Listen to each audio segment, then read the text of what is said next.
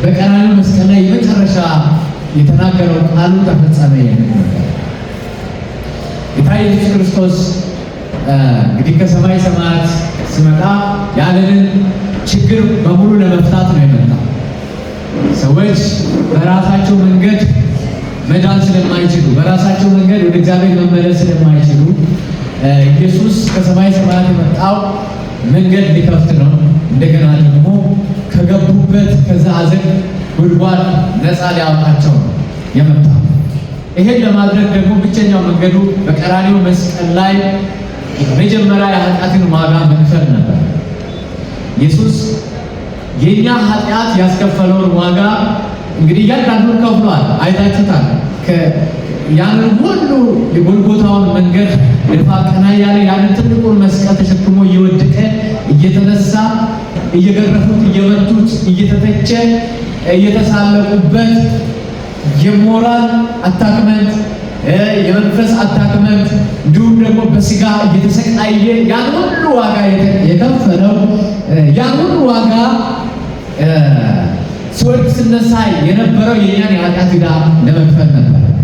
ከዛ በኋላ ኢየሱስ ሁሉን ከፈጸመ በኋላ ኢየሱስ እንደዛ ላይ ተፈጸመ። ኢየሱስ ተፈጸመ ሲል በአደባባይ ላይ፣ ኢየሱስ ተፈጸመ ሲል ቀራንዮ ላይ እርቃኑን ተሰቅሎ ቆሞ ሁሉ እንዳለቀ አውቆ ነው ተፈጸመ ያለ። ስለዚህ አንፈራ።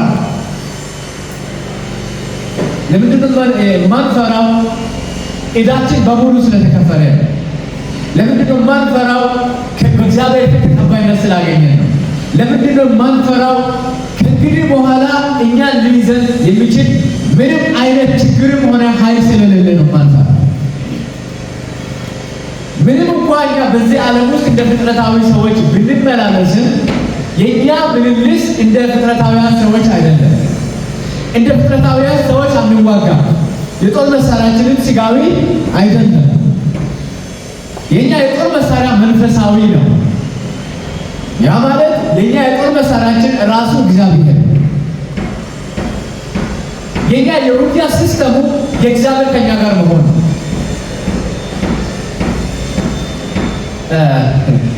ይህን ምስጢር እየተረዱ እነ ዳዊት የቀደሙ አባቶቻችን ብዙ ሲደረጉባቸው አጸፈታ አልመለሱም። አጸፈታ ያልመለሱት የነሱ የውጊያው ሲስተም በአጸፈታ የሚመለስ አይደለም፣ መንፈሳዊ ስለሆነ የእግዚአብሔር ከኛ ጋር መሆን በራሱ ውጊያ ነው። ይኸውላችሁ እግዚአብሔር ከኛ ጋር እንዳለ መቼም አንጠራጠርም ማለት እግዚአብሔር አስተምሮናል። ይሄንን እግዚአብሔር ይሄንን ምስጢር ገልጦልናል። እግዚአብሔር ከኛ ጋር የሆነው ኢየሱስ ክርስቶስ ሰርቶ በጨረሰው ስራ ነው ከኛ ጋር የሆነው። እግዚአብሔር አሁን አማኑኤል ሆኖልናል። ያንን የእግዚአብሔርን መገኘት መደሰት በራሱ ውጊያ ነው። ይኸውልሽ የእግዚአብሔርን መገኘት የምትደሰች ከሆነ ትክክለኛ የሆነ ውጊያ እየተዋጋሽ ነው። እግዚአብሔር ካንቺ ጋር አለ። ይሄንን የምርሽን የምትደሰች ከሆነ እውነተኛ ውጊያ እየተዋጋሽ ነው። የሰይጣን በእኛ ላይ ሰይጣን የሚዋጋበት ሲስተሙ እግዚአብሔር ከኛ ጋር እንዳይደለ በመናገር ተስፋ እንድንቆርጥ፣ ግራ እንዲገባን፣ ዲስካሬጅ እንድንሆን፣ ተስፋ እንድናጣ፣ ስለ ነገራችን ያለን እምነት እንዲበላሽ፣ ነገራችን እንደተበላሽ እግዚአብሔር ከኛ ጋር እንደሌለ በመናገር ነው ሰይጣን የሚዋጋ። የሰይጣን የጦር ሜዳው የኛ ኑሮ ነው። ይሄ ጭንቅላታችን ነው። እዚህ ጋር ሰይጣን ሀሳብ ነው የሚልከው። ከዛ በኋላ ዲስካሬጅ ስንሆን እምነታችንን በእግዚአብሔር ላይ ያለን እምነት ስንጥል ሰይጣን እየተሳካለት ነው ማለት ነው። ዛሬ መሰረታዊ ኃይሎቻችሁ በኢየሱስ ስም ይታደሳል። ይሄ መሰረታዊ ኃይል የእግዚአብሔር ከእናንተ ጋር መሆን ነው። ይኸው በጥንቃቄ ይሄንን ምስጢር ካላገኛችሁት የምንፍጨረጨረው ነገር ምንም ዋጋ የለውም። የእግዚአብሔርን ከአንተ ጋር መሆን የማትደሰት ከሆነ ካልተደሰትከው ምንም ብታደርግ ያ ውጊያ አለ። 10 ቁም ጸልያለሁ ብትይ 10 ይሄን ዋጋ ከፍያለሁ ብትይ ገንዘብን ለቤተክርስቲያን ሰጠው ብትይ ምንም ብታደርግ የእግዚአብሔርን ከአንተ ጋር መሆን ካላመንከው እየተዋጋ አይደለም። የእግዚአብሔር ከአንተ ጋር መሆኑን ደግሞ ካወቅከውና ካመንከው ትደሰታለህ። ሌላ ምን አስፈልግ? የሚያስፈልግ ነገር አለ። የኛ ጆሮ አስቸጋሪ ነው። የኛ አይን አስቸጋሪ ነው። ሁሉ ጊዜ ጣዖት ነው የሚፈልገው። ጆሮአችን መስማት ፈልገው ወይ ገንዘብ ወይ የሆነ ነገር እንደዛ አይነት ነገር ነው የሚፈልገው። ይሄንን በካል አለብን። የእኛን የስሜት ሕዋሶቻችንን ኪደን አሁን የእግዚአብሔር ቃል ያለን ነው ማመን ያለብን። እግዚአብሔር ከኛ ጋር ነው፣ እኔ ከእናንተ ጋር ነኝ ብሏል። እናቴ እህቴ የከበደች ነገር አለ፣ ጥያቄ የሆነባችሁ ነገር አለ፣ አይዟችሁ፣ እግዚአብሔር ከእናንተ ጋር ነው። ለከበዳችሁ ነገር እግዚአብሔር ከእናንተ ጋር ነው። ያዙ ይሄንን ኪዳን፣ ያዙ ይሄንን። ለዚህ ነው አትፍራ ያለው ጳውሎስ።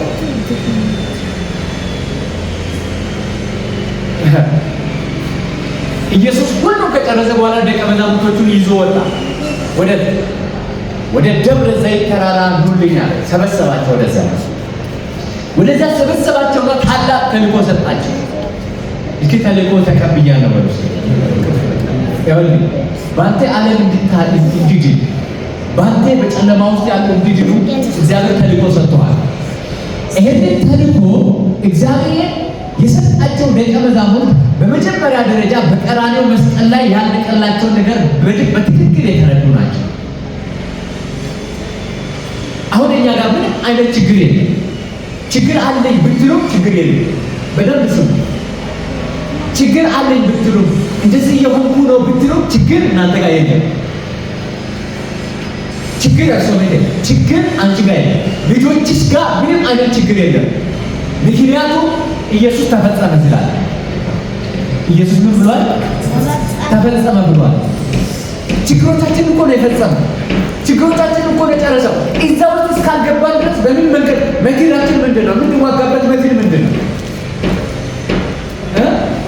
ተፈጸመ ማለት ችግር አለቀ ማለት ችግር የለም ማለት ያ ማለት በተፈጸመው ስራ እግዚአብሔር ከኛ ጋር መሆን ስለቻለ አሜን። ይፈደሳል። ከዛ በኋላ ታላቁን ተልእኮ ሰጣቸው። ወደ ዓለም ሁሉ ሂዱ፣ ወንጌልን ለፍጥረት ሁሉ ምን አለ ስበኩ። ማርቆስ ላይ ሂዱና ፍጥረትን ሁሉ ፈውሱ። ማቴዎስ ላይ ወደ ዓለም ሁሉ ሂዱና ይሄንን የምስራቹን ዜና አውጁ፣ ስበኩ። ሐዋርያት ሥራ ምዕራፍ 1 ቁጥር 8 ላይ እስከ ምድር ዳርቻ ድረስ የእናንተ ነው። ይኸውላችሁ አልፈራም። እስኪ አልፈራም ጮክ ብላችሁ አልፈራም። ያ አሁን ኃይል እኛ ጋር ነው። በዓለም አይደለም ኃይል ያለ፣ በጨለማው ዘንድ አይደለም ኃይል ያለ። ጨለማው ግራ ገብቶታል። ጨለማው ኦልሬዲ ኮንፊውዥን ውስጥ ነው። ሰይጣን ዲያብሎስ ርዷል። ሰይጣን ተሸንፏል። ሰይጣን ግራ ገብቶታል። በደንብ ስሙኝ፣ በደንብ ስሙኝ። ይኸውላችሁ ብዙ ጊዜ እስራኤላውያንን አይታችሁ እንደሆነ ምድረ በዳ ላይ እነሱ እንዲህ እያሉ እየዛሉ ቢሆን ሲሄዱ ከነዓን በሙሉ ግን ተናውጦ ነበር፣ ደንግጦ ነበር። አያችሁ፣ ታላላቅ መንግስታት በፊታቸው ያሉ ሪዶ ነበር፣ ሽባ ሆኖ ነበሩ።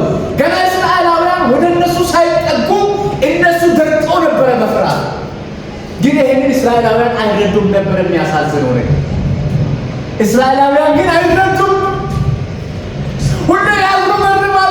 ሁሌ የሚታየው ነገር ይሰጣቸዋል፣ ምድረ በዳው ይሰጣቸዋል። የሚተኙበት ቦታማ ያለመመቸቱ ድንጋዩ ምኑ የሚያዩት ነገር አእምሯቸውን ይሰጣል። ግን እግዚአብሔር ከእነሱ ጋር ስለሆነ ምድር በእነሱ ዘንድ ቀልጣ ነበረ። ሃሌሉያ! እስኪ ችግር ሁሉ በሉ በፊቴ ቀልጧል። እንኳን ደስ አለሽ። ይኸውልሽ እግዚአብሔር ካንተ ጋር ስላለ ጠላትህ ደንግጧል፣ ጠላትህ ተሸብሯል፣ ጠላትህ የሚይዘውን የሚጨብጠውን አጥቷል። ይሄ ነው ሪያሊቲ፣ ይሄ ነው እውነቱ። ከዚህ ቃል ውጭ እውነት የሚያወራልን ምንም ነገር የለም። ወንድሞቼ፣ ወገኖቼ፣ አባቶቼ በዚህ ሳምንት ያስቸገራችሁ ነገር አለ? ቀድማችሁ የሰማችሁት ነገር አለ? ስለሚቀጥለው ዕድሜያችሁ ስለሚቀጥለው ዓመት የሰማችሁት ነገር አለ? ሰይጣን ሹክ ያለባችሁ እየመጣ የሚያወራባችሁ ነገር አለ? የምስራችሁን ያዙ ዛሬ። ሰይጣን ደንግጧል። የትኛው ተራራ በፊታችሁ እንደ ቅቤ ይቀልጣል። የኪዳን ልጆች አድርጎናል እግዚአብሔር። ስለመረጥነው ሳይሆን መርጦን፣ ስለወደድነው ሳይሆን ወዶን፣ ችግሮቻችን ሁሉ ራሱ ጨርሶ እግዚአብሔር ከኛ ጋር ሆነ። ሃሌሉያ! ክብር ለጌታ ይሁን። ተመስገን። ድንቅ ነው። ሃሌሉያ! ይውላችሁ ለዚህ እግዚአብሔር ለኛ የሰማይን አደራ ሰጥቶናል። ያ ብቻ አይደለም፣ ሰማያዊ ጥሪ ደርሶልናል። ያ ብቻ አይደለም፣ ዓለምን የሚታደግ ተልእኮ ተቀብለናል። እስኪ አደራ በእጅ አለ በሉ። ጥሪ ደርሶኛል በሉ። ዓለምን የማዳን ተልእኮ ተቀብያለሁ። ሃሌሉያ! ይኸውላችሁ ይሄ ተልእኮ ያለው ሰው፣ ይሄንን አደራ የተቀበለ ሰው ተልእኮን ሳይጨርስ አይሞትም። እስኪ ተልእኮን ሳይጨርስ አልሞትም በሉ። ሐዋርያው ጳውሎስ አደገኛ በሆነ ጊዜ ላይ ነገር ግን ተልእኮ አላለቀም። በቄሳር ፊት መቆም አለበት። ተልእኮ አለው። እዚህ ጋር ግን ሁኔታው ልትሞት ነው እያለው ነው። የ14 ቀን ስቃይ፣ ያ ሁሉ ጨለማ፣ ያ ሁሉ ድንግዝግዝ፣ ፀሐይ ጨረቃ ሳያዩ ከዋክብት ሳያዩ በዛ ሁሉ ጨለማ ውስጥ ሲሄዱ ሰይጣን ያወራባቸው የነበረው ሌላው ያወራባቸው የነበረው ትጠፋላችሁ፣ አውጥቶላችኋል፣ ከዚህ በኋላ አትቀጥልም። ሐዋርያው ጳውሎስ አገልግሎት እዚህ ጋር አክትመዋል። ከዚህ በኋላ በቄሳር ፊት አትቆምም ነበር።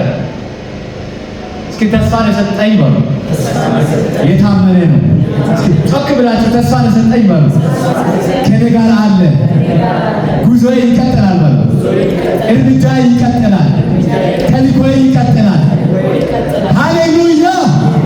ክብር ለጌታ ይሁን። እግዚአብሔር ይመስገን። ዋው! ሁላችሁ የሰማይ ተልእኮ የተቀበለ ሰው ተልእኮን ሳይጨርስ አይሞትም። ተልእኮን ሳይጨርስ ምን አያደርግም? አይሞትም።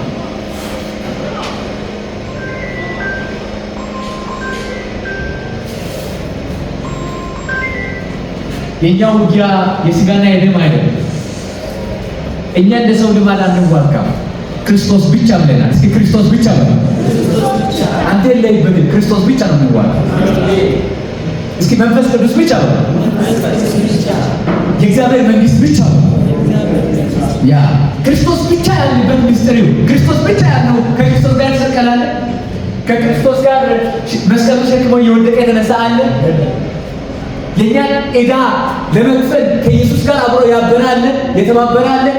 ግን ክርስቶስ ብቻውን ምን አደረገ? ጨረሰ። ለዚህ ክርስቶስ ብቻ ብለናል። ከዛስ እግዚአብሔር ከኛ ጋር ሆነ። ያ የእግዚአብሔር መንግስት እንላለን። እግዚአብሔር ወደኛ መጣ። የጥሉ ግድግዳ ፈረሰ። እግዚአብሔርና እኛን አግዶን የነበረ እግዚአብሔር እንዳንደሰተው፣ እግዚአብሔር እንዳናመልከው፣ የእግዚአብሔርን መገኘት የኛ አድርገን በቃ በዛ በረከት ውስጥ እንዳልሆነ ያደረገው የጥል ግድግዳ ከፈረሰ በኋላ እግዚአብሔር ከሕዝቡ ጋር ሆነ። እግዚአብሔር ከኛ ጋር ሆነ። ስለዚህ የእግዚአብሔር መንግስት ብቻ ብለናል። ምንም አልፈልግም። የማንንም እርዳታ አልፈልግም። የማንንም ይገዛ አልፈልግም። ማንም አያስፈልገኝም። እግዚአብሔር ከኔ ጋር ነው። ይሄን ምስጢር ያለ ማንም አያስፈልግም። ማንም አያስፈልግሽም። ያው ማንም አያስፈልጋችሁ። እግዚአብሔር ግን ከእናንተ ጋር ነው። እግዚአብሔር ከእናንተ ጋር ከሆነ ሁሉም ይገዛላችኋል። እግዚአብሔር ከእናንተ ጋር ከሆነ ተራራው ይፈልቃል። እግዚአብሔር ከእናንተ ጋር ከሆነ ያስጨነቃችሁ ነገር ራሱ ስፍራ ይለቃል። ስለዚህ እግዚአብሔር ከእናንተ ጋር ነው። አትፍሩ፣ አትፍሩ። በራሳችን ኃይል አይደለም። ለዚህ ነው በኃይልና በብርታት በምን ነው እንጂ በመንፈስ ነው እንጂ በምን ነው እንጂ ለዘካርያስ ነው ያለው እግዚአብሔር ለዘሩባቤል በኃይልና በብርታቴ በምን ነው እንጂ በመንፈስ ነው ሰው ሁሉም ነገር ካለቀ እግዚአብሔር ከኛ ጋር ከሆነ መንፈስ ቅዱስ ከተሰጠን ታዲያ ምንድን ነው የቀረ ነገር? አንተ ራስህ የእግዚአብሔር ምልክት ነው። አንተ ራስህ የእግዚአብሔር የሥራው መንገድ ነው። አንተ ራስህ የእግዚአብሔር መልስ ነህ ለዘመኑ። እስኪ ለዘመኑ በሉ እኔ ራሴ መልስ ነኝ። እስኪ ለጅማ ከተማ በሉ እኔ ራሴ መልስ ነኝ። አሜን። እናንተ ከእግዚአብሔር ለጅማ የተሰጣችሁ የእግዚአብሔር መልሶች ናቸው። እናንተ ለቤተሰቦቻችሁ የተሰጣችሁ የእግዚአብሔር መልሶች ናቸው። እናንተ ለሀገር ለኢትዮጵያ የተሰጣችሁ የእግዚአብሔር መልሶች ናቸው። ይህንን ባፕቲዛን አለ። ይህንን ባፕቲዛን በልባችሁ ላይ ትከሉት። እግዚአብሔር ይመስገን።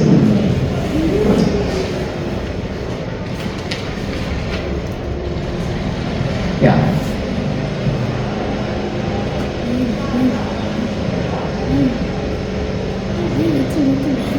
በቄሳር ፊት ልትቆም ተጠርተሃል። በቄሳር ፊት ልትቆም ተጠርተሃል። ሁላችንም ጳውሎስ ብቻ አይደለም። በቄሳር ፊት ማለት ቅድም እንደተባለ ማቴዎስ 28 ላይ የተባለው ወርልድ ኢቫንጀላይዜሽን አያችሁ። ሁሉ ጊዜ ማለት ያለባችሁ ዓለምን መታደግ፣ ሁሉ ጊዜ ሊታይባቸው የሚገባው ዓለምን መፈወስ፣ አካባቢያችሁ ፍጥረትን በሙሉ መፈወስ ነው። ይሄ እንድታደርጉ እግዚአብሔር ጠርቷችኋል። ይሄ ተልእኮ ሳያት ምንም አትሞቱ። ስለዚህ ምንድነው ማወቅ ያለብኝ ነገር? በትክክለኛ መንገድ በትክክለኛ ወይ መጀመር። እስኪ የመጀመር ተመበሩ። ያ ነገራችሁ ያለቀም ይሁን ልክ እንደ ሕዝቅኤል ምዕራፍ 37 የደረቀም ይሁን ሕዝቅኤል ምዕራፍ 37 ላይ ተስፋ የሌለው አጥንት፣ የደረቀ አጥንት፣ የተበታተነ አጥንት እግዚአብሔር ሕዝቅኤልን ጠየቀው። እነዚህ አጥንቶች በሕይወት ሊኖሩ ይችላሉ? በሰው ዘንድ አይቻልም፣ አይሆንም። በሰው ዘንድ ምን አይደለም?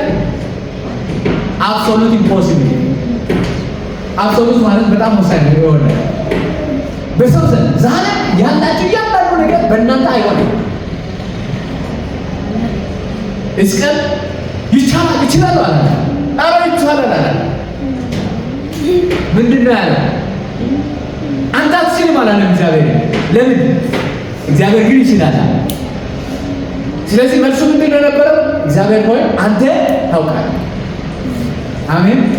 እስኪ የኔን ነገር ነው እግዚአብሔር በጥንቃቄ ያውቀዋል። ያ ይሄ መልስ ነው። እሺ መልስ ነው። ለችግራችሁ መጠኑ ምን ያህል ጥቂው እንዴ በቃ ምን ያህል ተስፋ የሌለው ይሁን መልሳችሁ አንድ ነው። ስለዚህ ጉዳይ እግዚአብሔር ያውቃል። ክብር ለጌታ ይሁን። ስለዚህ በትክክለኛ መንገድ መጀመር ስንል ምን ማለታችን ነው? ሊመጣ ያለው ነገር ይመጣል። አይዞ አትፍራ። መከራ ይምጣ፣ ችግር ይምጣ፣ ወጀብ ይምጣ፣ አውሎ ነፋስ ይምጣ፣ የሚመጣው ይምጣ። የሚመጣው ይመጣል። በአንተ ላይ ግን አንዳች የለውም። ይኸውላችሁ ገና የሚሰጋ ፕሬዝዳንት ታውቃላችሁ። ገና የሚሰጋ እንደ ሰው የሚያስብ እንደ ተፈጥሯዊ ሰው ማለት ነው። እንደዚህ ቢሆን ሳ ብሎ እንደዚህ ይሄ እንደዚህ ይሆናል። ይሄ በቃ መከላከያ ቀድሞ የሚያዘጋጅ ትክክለኛው መከላከያ ዛሬ የሚያዝ ሊመጣ ያለው ይምጣ። አትፍራ። በህይወታችሁ አትፍራ። ምንም ይምጣ ምን ሊመጣ ያለው ቢመጣ በህይወታችሁ ሊሆን ያለው ቢሆንም ግን እግዚአብሔር ከእናንተ ጋር ስላለ በእናንተ ላይ አንዳች የለውም። ሐዋርያው ጳውሎስን ያ ሁሉ ጎርፍ መጣ። ሊመጣ ያለው የሚመጣው ለምንድን ነው የሚመጣው ሲባል ተመልከቱ። ሐዋርያት ሥራ ምዕራፍ እዚሁ ክፍል ላይ 27 ላይ ቁጥር 10 ላይ ቁጥር 10 ላይ እናንተ ሰዎች ጉዞ አደገኛ እንደሚሆን በመርከቡና በጭነቱ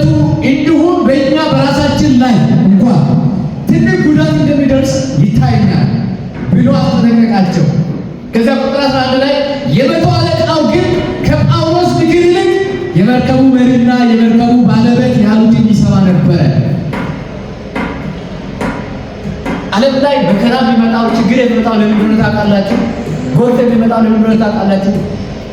እግዚአብሔርን መስማት እምቢ የሚሉ ብዙዎች ስላሉ በኃጢአት ምክንያት በአመፃ ምክንያት ወንጌላዊ እዚህ ታላቁ ኢቫንጀሊስት ሐዋርያው ጳውሎስ በጥንቃቄ እያስጠነቀቃቸው ነው። ተው፣ ይሄ ጉዞ አይሆንም። አንድ ግን በዚህ ጉዞ ላይ ጥፋት አለ አለ ሐዋርያው ጳውሎስ ሲል ኢቫንጀሊስቱን አንሰማማ ወግድልናል። መናገር ያለባችሁን ተናገሩ፣ እየተናገራችሁ ጠብቁ። ሊመጣ ስላለው ነገር አትፍሩ። እናንተ ግን የምስራችሁን ተናገሩ። አሜን። ጥፋት እየመጣ ነው በሉ ላለ በዙሪያችሁ ላለ ብቸኛው መንገድ ብቸኛው ከጥፋት መትረፊያው መንገድ መርከብ ውስጥ መግባት ነው። መርከብ ውስጥ ግባ በሉ። መርከባችን ኢየሱስ ነው። እስኪ መርከቤ ኢየሱስ ነው በሉ። እኛ መርከባችንን እየሰራን ነው። መርከባችን ሁሌ አምልኮ ማለት መርከብ መስራት ነው። መርከብ ውስጥ መግባት ነው። በእርግጥ መርከባችን ክርስቶስ ራሱ የተሰጠን ስጦታችን ነው። ሁሉ ጊዜ ክርስቶስን ማሰባችን ማለት ልክ ኖ በእምነት ዓለምን እንደኮነነ ሁሉ ጊዜ ክርስቶስን ስናስብ የእግዚአብሔር መንግስት በእኛ ላይ በኃይል ይመጣል። የእግዚአብሔር ጥበቃ፣ የእግዚአብሔር ትግግና፣ የእግዚአብሔር ምሕረት በሕይወታችን ላይ እየበዛ ይሄዳል። አሁን በሕይወታችን ላይ የሆነ ያለው ይሄ ነው። ክብር ለጌታ ይሁን። አሁን በሕይወታችን ላይ የሆነ ያለው ይሄ ነው። ምክንያቱም እኛ የለመድነው ዓለም አለ። አሁን ቶሎ ፈጥና የኢትዮጵያ ቤተክርስቲያን ፈጥና ኪዳኑን ማድረስ መቻል አለበት። በውጫዊ ነገር ተታለነ፣ በሚታይ ነገር ተታለነ። መድረኮቻችን ተበላሽቷል። የኢትዮጵያ መድረክ መኪና እየታወጀ ነው፣ ቁስ እየታወጀ ነው፣ ሌላ ነገር እየታወጀ ነው። ይሄ በሽታ እኛን የሚጎዳን ያ ትክክለኛው መርከብ ክርስቶስ ነው። ገንዘብ መጠለያ አይሆንም። ገንዘብ መትረፊያ አይሆንም። ገንዘብ ቢኖረን እንኳን ገንዘብ ሊታደገን አይችልም። ትክክለኛ መታደጊያ የዓለም መድኃኒት ኢየሱስ እርሱ ክርስቶስ። ሃሌሉያ! እስኪ ኢየሱስ አለኝ በሉ። ስለዚህ በሉ እስኪ ከጥፋት ሁሉ በሉ አምልጫለሁ። ክብር ለጌታ ይሁን። ሃሌሉያ! ግን አልሰማም። የመርከቡን መሪ ሰማ፣ የዓመቱ አለቃ። ከዛስ የመርከቡን ባለቤት ሰማ።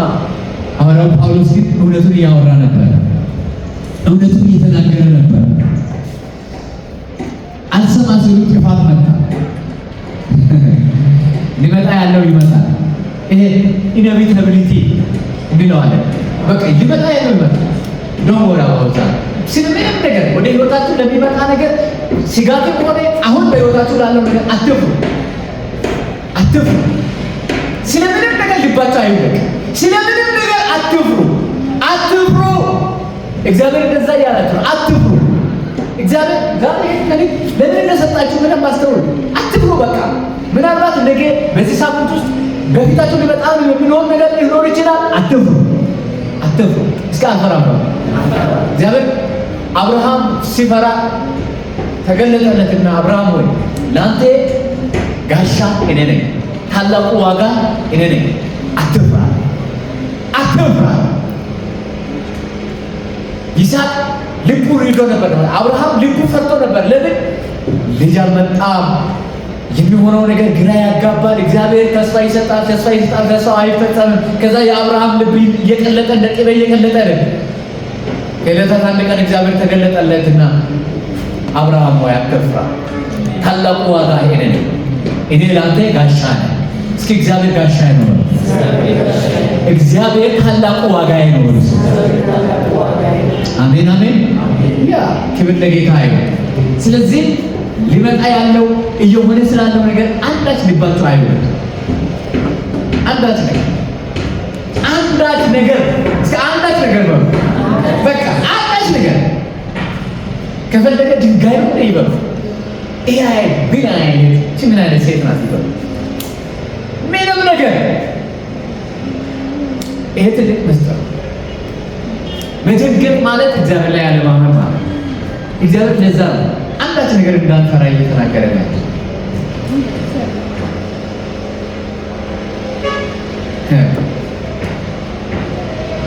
ዛሬም የመስቀሉን መልእክት ይዛችሁ የቆማችሁ እናንተ መናገራችሁን አታውቁ። ጥፋት ግን ይመጣል። ጥፋት መምጣቱ አይቀርም። ይሄ እንዳንተ ጥፋት መምጣቱ አይቀርም። ምክንያቱም የእግዚአብሔርን ኪዳን የሚሰሙ በጣም ጥቂቶች ናቸው። ጥቂቶቹ ከሌላ ውስጥ ናቸው፣ ጥበቃ ውስጥ ናቸው። ጥፋት ግን ይመጣል። ጥፋቱ ግን በዳኑት ላይ አንዳች የለውም። አሜን። በመርከብ ውስጥ በገቡት ላይ፣ በኢየሱስ ስም ውስጥ በተጠለሉት ላይ፣ በደሙ በተሸፈኑት ላይ ምንም አይነት ጥፋት ሰይጣን አንዳች የለውም።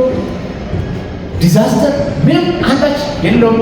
ስለ ነገር ምንም አይነት ፍርሃት፣ ስጋት የለባቸው። ኦልሬዲ ሁሉም ነገር ተጠናቋል። ቀራንዮ መስቀል ላይ አልቋል።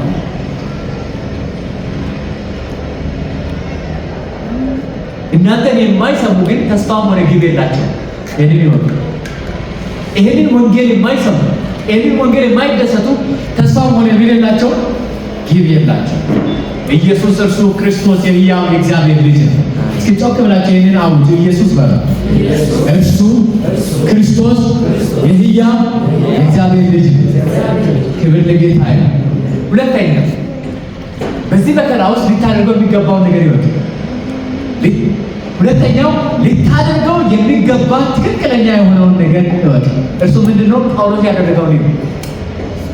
ወደ ውስጠኛው ክፍል ገባና ጸለየ። ምን አደረገ? ጸለየ። ከላይ የተናወጠው መርከብ ውስጥ ሁሉም ነገር እየታመሱ ነው።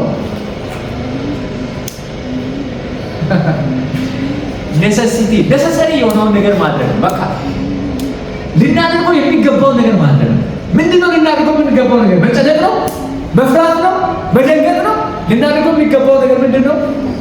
መጸለይ፣ ማምለክ፣ በእግዚአብሔር መደሰት። አሜን።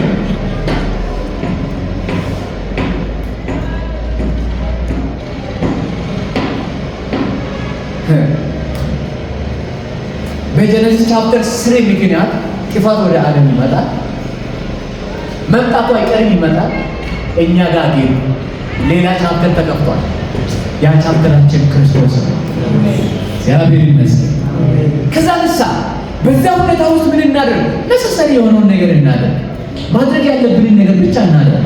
ማድረግ ያለብን ነገር ምንድን ነው? በእግዚአብሔር መደሰት፣ እግዚአብሔርን ማምለክ፣ ወደ እግዚአብሔር መጸለይ። ሐዋርያው ጳውሎስ ወደ ውስጠኛው መርከብ ውስጠኛ ክፍል ገብቶ ጸለየ።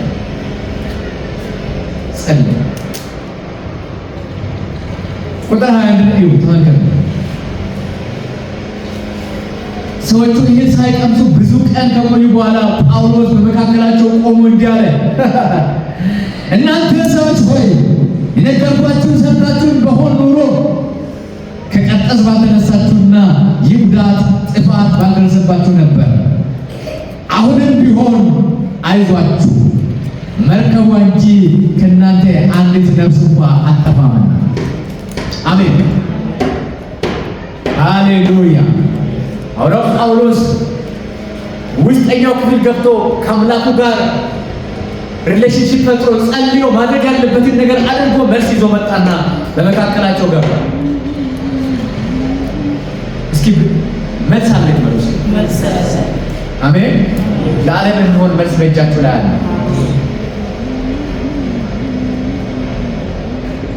ያ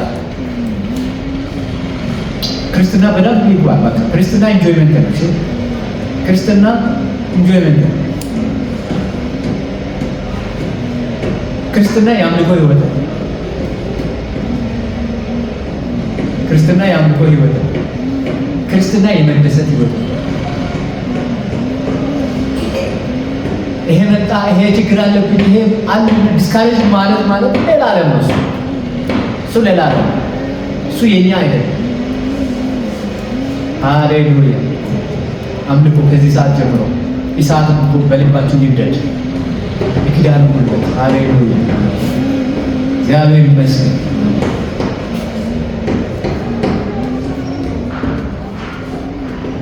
ተመስገን። እናመሰግናለን፣ እናመሰግናለን። ነሰሰሪ የሆነውን ነገር ብቻ አለ ልታደርጉት የምትችሉትን ነገር ብቻ አለ ልታደርጉት የምትችሉት ነገር መጸለይ ብቻ። መጸለይ ስላችሁ ፍለጠው፣ ቁረጠው፣ ንቀለው፣ ይሄ ገድበው ምናምን አይደለም። እንደዛ አይደለም። አባቴ ፍቃድ ምንድን ነው? በሰዎች ውስጥ አንተ ከእኔ ጋር ነህ። ኃይልህን ይደሰታለሁ፣ መገኘትህን ይደሰታለሁ። አንተ ሳትፈቅድ በህይወት ላይ የሚሆን ነገር የለም እንጂ አይመጣም። በቃ ይሄ ነው። እሺ መጸለይ ማለት የእግዚአብሔር ፍቃድ መቃወም አይደለም። በእግዚአብሔር ፍቃድ መከራው መጥቷል። በእግዚአብሔር ፍቃድ ጎቱ መጥቷል። በእግዚአብሔር ፍቃድ እግዚአብሔር እያወቀ ነው የመጣው። ምክንያቱም እግዚአብሔር አንሰማም ስላሉ ነው የመጣው። ስለዚህ እዛ ውስጥ የእግዚአብሔር ፍቃድ መቃወም ሳይሆን ችግሩ በእግዚአብሔር ፍቃድ ነው የመጣው። አንተ ግን ማድረግ ያለብህ ነገር እግዚአብሔር ካንተ ጋር። አንተ ቀድመህ ሰምተሃል። እግዚአብሔር ባለመስማት እግዚአብሔር አልበደልሽም። ባለመስማት እግዚአብሔር እምቢ አላልሽም። የእግዚአብሔር ፍቃድ ኢግኖር አላደረግሽም። ተቀብለሽዋል። ኢየሱስ መድኃኒትሽ እንደሆነ፣ ኢየሱስ አዳኝሽ እንደሆነ ተቀብለሽዋል። ካንቺ የሚጠብቀው እግዚአብሔር ትልቁ መታዘዝ ይሄ ነው። ይሄ ነው። እስኪ እግዚአብሔር ታዝዣለሁ በሉ። አይዟችሁ አትፍሩ። እግዚአብሔር ታዝዣለሁ በሉ። አዎ አንዳንድ ሃይማኖታዊ ሰዎች ይሄንን መናገር ይፈራሉ። ለምንድን ነው የማይፈሩት እንደሆነ ታውቃላችሁ? መታየት ሲባል የራሳቸውን መታየት ይዘው እግዚአብሔር ጋር ሊቀርቡ ይፈልጋሉ።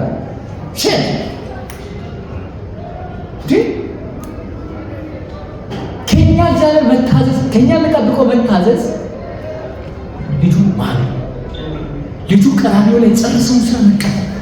ከዛ በኋላ እርፍ በይ እርፍ በይ።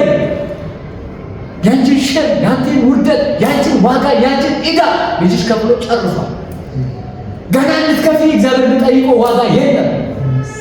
የሆነ መታዘዝ እግዚአብሔር ካንቺ አይጠብቅም። ካንቺ የሚጠብቀው መታዘዝ ልጁን ኢየሱስን ማመን። ከመሽ በኋላ ደግሞ ተደሰች። ስለይ አምልክ፣ ከበሮሽን አንሺ፣ እልል በይ። ያ ትልቁ ያንቺ የፋይቲንግ ሲስተም። የእግዚአብሔር መንግስት በዛ ሰዓት ነው የሚገለጠው። የእግዚአብሔር ስራ በህይወትሽ ላይ በዛ ሰዓት ነው የሚገለጠው። ልታደርጉት የሚገባውን ነገር እንዳትረሱ። አንደኛ በቃ ስለመጣው ስለሆነው ነገር አታስቡ፣ አትጨነቁ። ሊመጣ ያለው ይመጣል። እስኪ ሊመጣ ያለው ይመጣል። በቃ ሊመጣ ያለው ይመጣል። ሊመጣ ያለው ይመጣል። በነዳይ ግን አንዳች ልሉ ጎርፍም ይምጣ፣ ጦርነትም ይምጣ፣ ስቃይም ይምጣ፣ ምንም ይምጣ፣ ሊመጣ ያለው ይመጣል። አንተ ግን አትፍራ። አንተ ግን አትፍራ። ሁለተኛ ልታደርገው ያለው ነገር አለ። አምልኮ እንዳታቆም፣ እልል ማለት እንዳታቆም፣ መደሰት እንዳታቆም። እግዚአብሔር ካንተ ጋር ነው። ሶስተኛ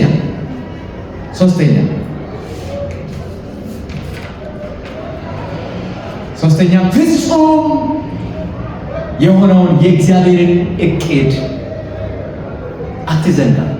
ፍጹም የሆነው የእግዚአብሔር እቅድ ምንድን ነው? ዓለምን መታደግ። አንቺ ዓለምን ትታደጊያለሽ። አሜን።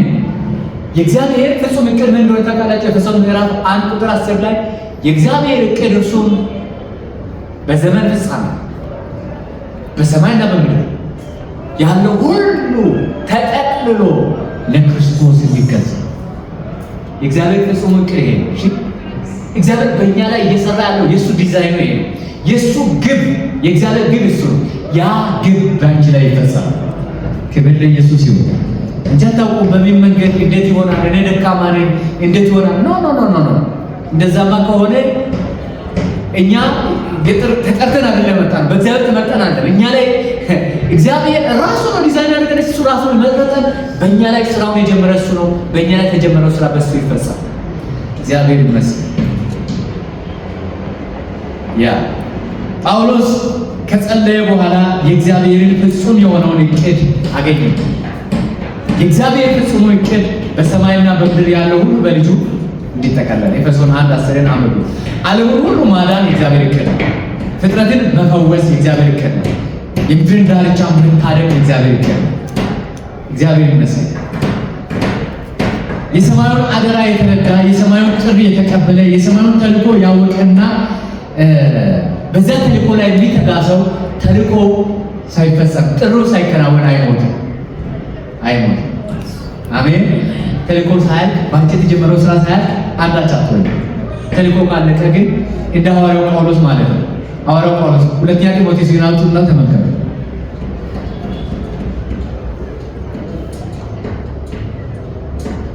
ሁለተኛ ጢሞቴዎስ ምዕራፍ 4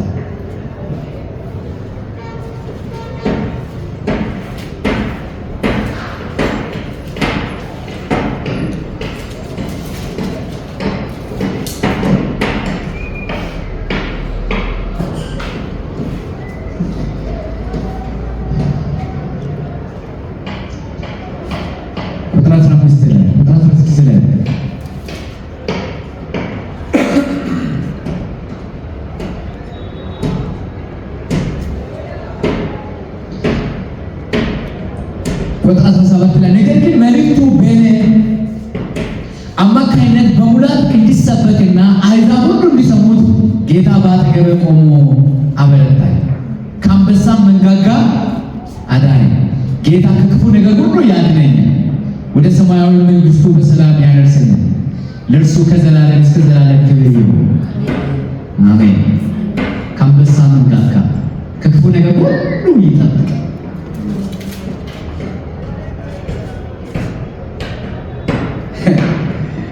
በሰላም ወደ ሰማያዊ መንግሥቱን በሰላም ያደርሰኛል።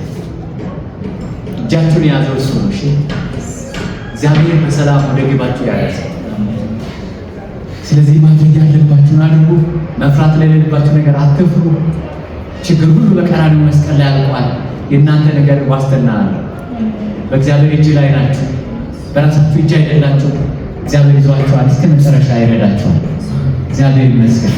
እስኪ አልፈራም በሉ። እግዚአብሔር በሉ ከእኔ ጋር አለ ሁል ጊዜ በሉ።